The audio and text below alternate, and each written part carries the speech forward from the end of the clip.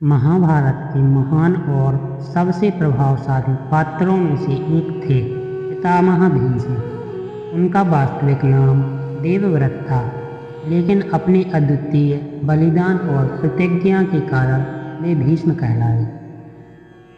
भीष्म पितामह का जन्म महाभारत की कथा में महत्वपूर्ण स्थान रखता है और उनकी प्रतिज्ञा एक महान त्याग और निष्ठा का उदाहरण है।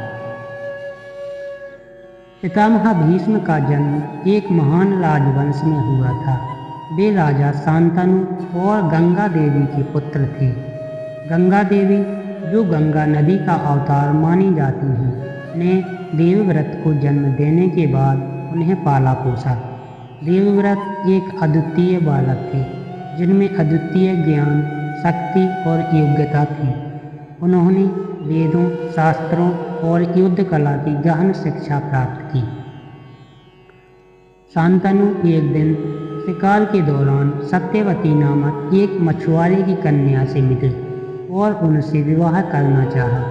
सत्यवती बहुत ही सुंदर और आकर्षक थी, लेकिन उनके पिता ने शांतनु के सामने एक शर्त रखी थी कि सत्यवती का पुत्र ही हस्तिनापुर का उत्तराधिकारी बनेगा।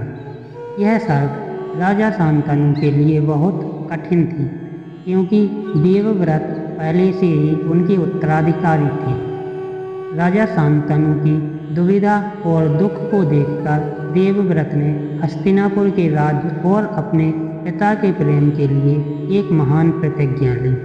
उन्होंने अपने पिता से वचन दिया कि वे हस्तिनापुर के राज्य का त्याग करेंगे और कभी राजा नहीं बनेंगे। इसके बाद भी सत्यवती के पिता संतुष्ट नहीं हुए। तब देवव्रत ने एक और महान प्रतिज्ञा ली कि वे आजीवन ब्रह्मचारी रहेंगे और कभी विवाह नहीं करेंगे।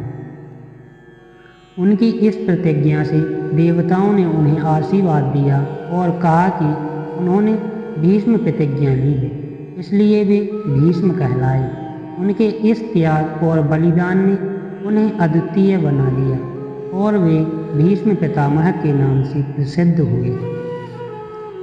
भीष्म पितामह ने अपनी प्रतिज्ञा का पालन जीवन भर किया और हस्तिनापुर के प्रति अपनी निष्ठा बनाए रखी।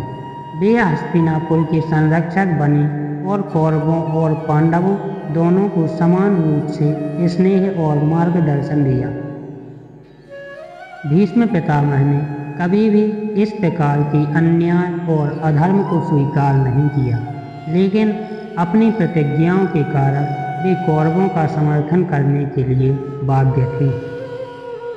महाभारत युद्ध के दौरान पितामह भीष्म कौरवों के सेनापति बने।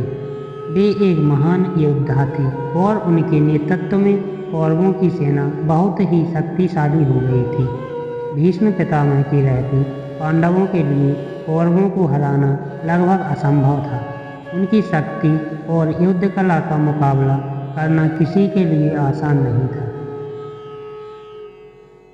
पितामह भीष्म की प्रतिज्ञा महाभारत की कहानी का एक महत्वपूर्ण और प्रेरणादायक हिस्सा है। उनका त्याग, निष्ठा और बलिदान उन्हें एक महान व्यक्ति बनाता है। उनकी प्रतिज्ञा ने न केवल हस्तिनापुर के इतिहास को प्रभावित किया, बल्कि उन्हें भारतीय संस्कृति और इतिहास में अमर बना दिया। भीष्म पितामह का जीवन और उनकी प्रतिज्ञा सदियों से लोगों को प्रेरित करती आ रही और उनके आदर्श आज भी प्रासंगिक हैं।